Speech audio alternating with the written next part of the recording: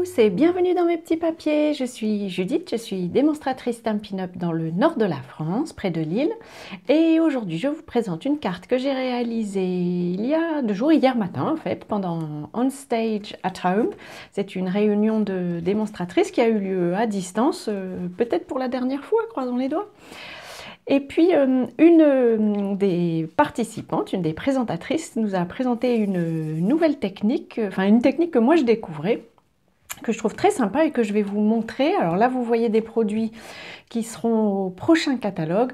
On va le faire ensemble avec des produits qui sont actuellement en vente. Pour cette version-ci de la carte, j'ai choisi le set de tampons pétales manuscrits que j'aime beaucoup parce qu'il permet de la mise en couleur et c'est justement ça qu'on cherche. Donc si vous n'avez pas ce set de tampons, vous pourrez de toute façon le réaliser avec un set qui permet la mise en couleur.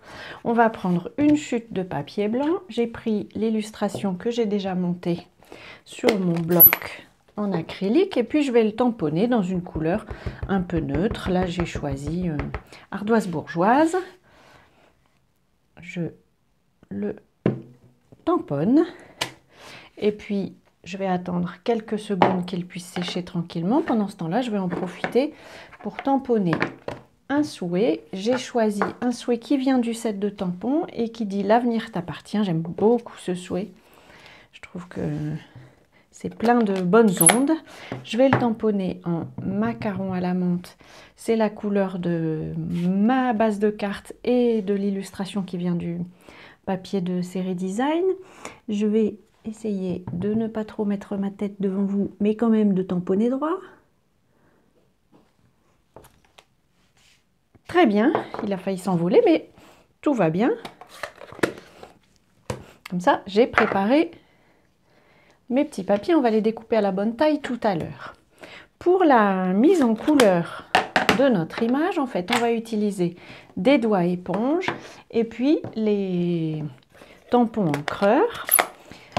J'ai pris, alors moi je leur mets, je consacre un doigt éponge à une couleur. J'imagine qu'on peut faire rassembler une famille de couleurs sous le même, sur le même tampon, mais sur le même doigt éponge. Mais bon, ça coûte pas très cher un doigt éponge et je préfère éviter les accidents. Et alors voilà, la mise en couleur s'arrête à ce principe-là. C'est pas grave si on dépasse un peu, de toute façon c'est une image qu'on va pouvoir découper ensuite avec un poinçon. Voilà, donc là je vais faire, j'ai fait toutes les feuilles et puis j'ai choisi aussi de faire, je vais peut-être faire les grandes feuilles en fleurs de cerisier et c'est pareil, alors je vais partir du centre vers l'extérieur, éventuellement je tamponne sur le côté pour commencer, pour pas avoir une grosse tache d'encre. Ça dépend un peu du degré de... dépend si votre tampon est très juteux, ce qui n'est visiblement pas le cas du mien. Déjà que j'ai choisi une couleur qui fait partie des subtils.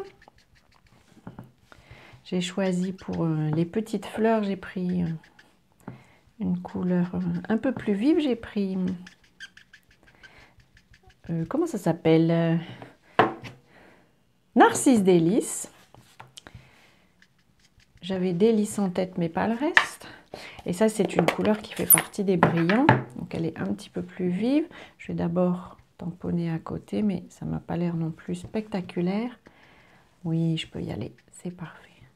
Et du coup, je trouve que ça fait vraiment une couleur, mise en couleur sympathique. Ça n'est pas précis, mais ce n'est pas ce qu'on cherche.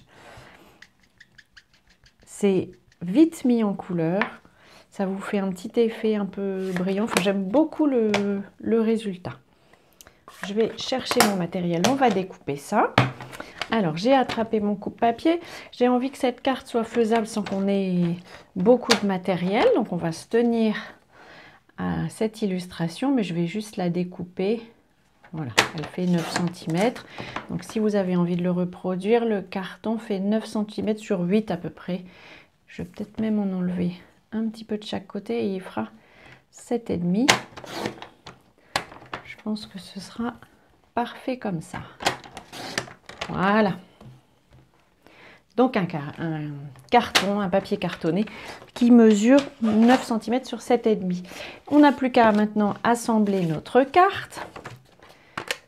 Mais, hop, le fond, une fois n'est pas coutume, j'ai suivi les directives de la présentatrice de cette activité-là.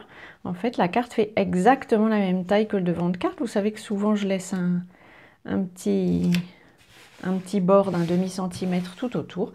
Là, j'ai décidé de jouer le jeu et de suivre les règles de la présentatrice. On va mettre notre illustration comme ceci et j'ai envie de la mettre sur des mousses que voici. Alors justement, je vous présente la technique qu'elle nous a aussi présentée. En fait, elle met des mousses aux extrémités du carton et ensuite elle met de l'adhésif au milieu pour que on ait un effet de dimension comme ça sur les côtés, mais que la carte puisse être un peu pas trop épaisse, on va dire, pour la poste. Alors c'était une américaine qui avait présenté ce projet-là, donc je ne sais pas du tout comment fonctionne la facturation à la poste américaine, mais à la poste française, ce n'est pas une épaisseur de mousse 3D qui va vous faire payer un surcoût. Pour ce petit souhait, j'ai pas voulu le faire tout de suite parce que je voulais pouvoir mesurer par rapport à la carte. Je pense que je vais le faire ici, voilà. Et je vais les mettre aussi sur des petites mousses.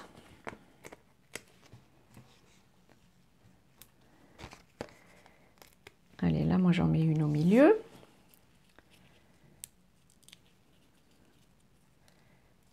Les protections des mousses, Stampin' Dimensionals, ça se colle partout. Vous trouverez comme toujours les dimensions de la carte sur mon blog et sur en bas dans la barre d'infos de YouTube. Voilà, j'ai trouvé. Je vais coller mon ruban avec un morceau d'adhésif découpe facile,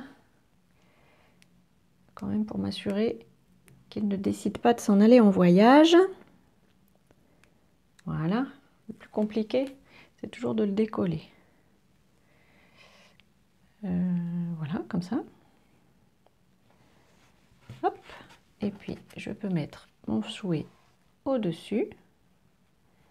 Et puis je vais aussi, comme sur le prototype, enfin sur la création qu'on a faite pendant l'atelier, je vais mettre aussi des perles. Et là, j'ai choisi les perles pastel.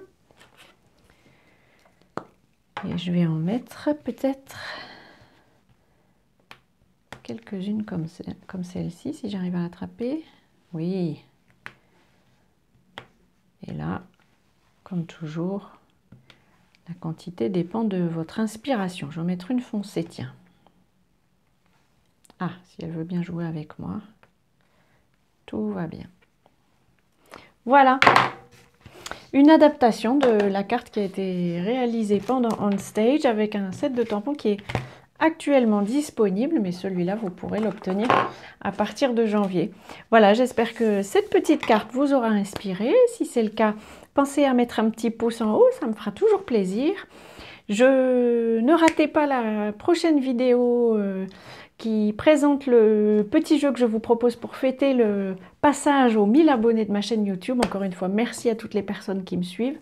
Et puis voilà, avant notre prochaine rencontre créative, je vous souhaite bien entendu de passer de belles journées et je vous embrasse.